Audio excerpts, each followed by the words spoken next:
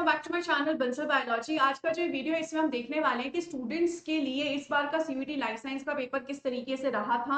आप लोग क्या एक्सपेक्ट कर सकते हो इस पेपर से और आप यहाँ पर क्या कर सकते हो अब कि अगर आपको बाकी के एग्जाम्स देने हैं या फिर आपका सीयूईटी एग्जाम बहुत अच्छा गया लाइफ साइंस तो आप बाकी के एग्जाम्स देने का नहीं सोच रहे हो या फिर कौन कौन सी यूनिवर्सिटी में आपका एडमिशन हो सकता है, क्या कट ऑफ रहा, हर एक चीज के बारे में हम डिस्कस करने वाले हैं।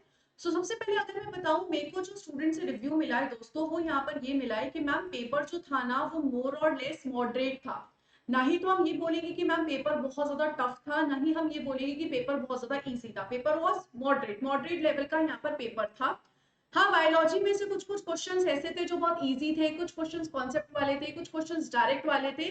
मॉडरेट लेवल का हम कह सकते हैं बहुत ज्यादा ही टफ पेपर था, ऐसा कहना भी गलत होगा।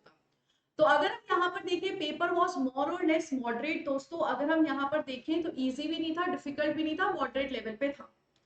आगे अगर हम यहाँ पर देखें कि इस बार किस किस टॉपिक्स को मेजर वेटेज दी गई थी सीयूईटी के द्वारा, तो सीयूईटी ने बायोकेमिस्ट्री यूनिट को काफी अच्छी खासी वेटेज दी, उसमें मेटाबॉलिज्म वाले टॉपिक्स को तो और अच्छी वेटेज दी गई थी। ऐसे ही मॉलिक्यूलर बायोलॉजी, जेनेटिक्स में भी आपने अच्छे क्वेश्चंस देखने को मिले, ऐसे मुझे स्टूडेंट्स ने बताया। बायोटेक्नोलॉजी की जो टेक्निक्स होती है इनसे अच्छे क्वेश्चंस आए। प्लांट डाइवर्सिटी और फिजियोलॉजी से भी क्वेश्चंस देखे गए थे इस बार, और एनिमल फिजियोलॉजी से भी क्वेश्चंस आए थे।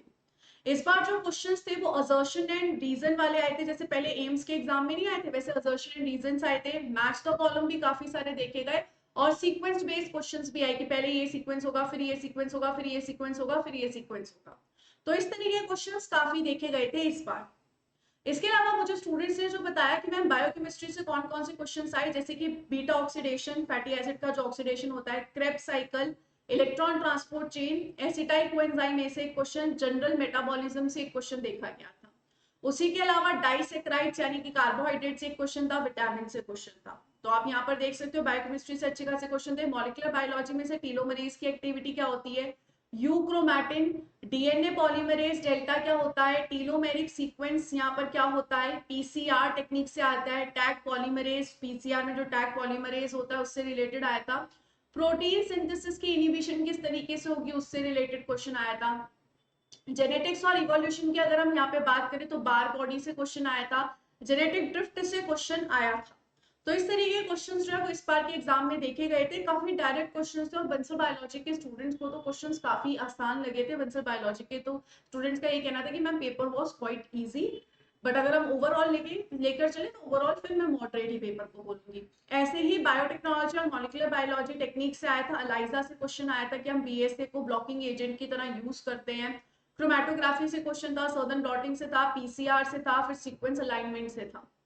आरडीटी में आरडीटी प्लाज्मिड से रिलेटेड था, कॉस्मिड से था, M13 से था, बैक्टीरियल आर्टिफिशियल क्रोमोसोम यैक से था और क्राइजीन से रिलेटेड क्वेश्चन थे।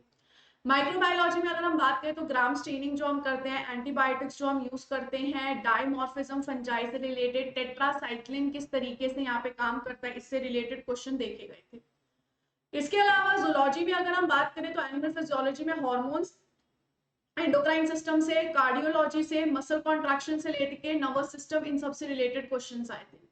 प्लांट फिजियोलॉजी की अगर हम बात करें तो डार्क रिएक्शन जो होता है फोटोसिंथेसिस में, डार्क रिएक्शन होता है उससे क्वेश्चन था, प्लांट टिश्यू कल्चर से था, प्लांट डाइवर्सिटी में मोसेस, टेरिडोफाइट, जिम्नोस्पर्म, वुल्फिया, सिलेजिनला और लिथोफाइट से क्वेश्चन था। स्पेक्ट्रोस्कोपी से भी यहाँ पर क्वेश्चन देखा गया, इस बार एक क्वेश्चन स्पेक्ट्रोस्कोपी से भी आया। तो यहाँ पर ये सारे जो क्वेश्चंस थे वो इस बार के जो सीयूईटी का एग्जाम था लाइफ साइंस का, इतने सारे टॉपिक्स में से इस बार क्वेश्चंस देखे गए थे दोस्तों, और इतनी सारी यूनिट्स में से अच्छे खासे क्वेश्चंस देखे गए थे, आप यहाँ पर चेक कर सकते हो। क्वेश्चंस अगर आपने ठीक से पढ़ा होगा तो आप आराम से क्वेश्चंस को सॉल्व कर सकते हो। जिस स्टूडेंट ने अच्छे से पढ़ाई की होगी वो बहुत अच्छे से इस पेपर को करके आया।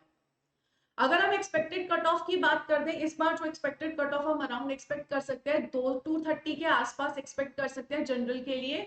अब ये 230 का +10 भी हो सकता है, -10 भी हो सकता है, अप्रोक्सीमेटली 230 के आसपास।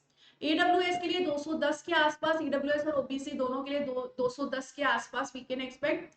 एससी के लिए 190 के आसपास, एसटी के लिए 170 के आसपास और पीडब्ल्यूडी के लिए 150 के आसपास।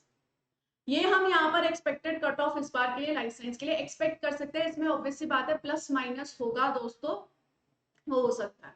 अगर आप चाहते हो कि आप सबसे अच्छी यूनिवर्सिटीज में अप्लाई करो डीयू जेएनयू में, तो आपके मार्क्स आप लगा लो 300 में से 260 से अच्छे मार्क्स तो होने ही होने चाहिए। अगर आपको डीयू जेएनयू में लगाना है तो 260 से तो ऊपर मार्क्स होने ही होने चाहिए। अगर आप कुछ अच्छे सेंट्रल यूनिवर्सिटीज में जाना चाहते हो तो 240 से 260 के अराउंड। अगर आप सेंट्रल यूनिवर्सिटी और स्टेट यूनिवर्सिटीज बाकी में अप्लाई करना चाहते हो 210 से 240 मार्क्स होने ही चाहिए। और अगर आप यहाँ पर इससे कम मार्क्स में हो तो हो सकता है आपको लेटर राउंड्स में, जैसे और राउंड्स होते हैं, पहले राउंड में कोई स्टूडेंट लेता है पर वो छोड़ देता है कि उसका एडमिशन किसी और एग्जाम के थ्रू हो गया, तो उस कंडीशन में लेटर राउंड्स में मे भी आपको यहाँ पर मिल जाए सीट। और अगर 180 से कम मार्क्स हैं आपके तो लिमिटेड अपॉर्चुनिटी है कि आपको यहाँ पर कोई कॉलेज मिलेगा, इससे अच्छा आप किसी और एग्जाम को टारगेट कर लीजिए।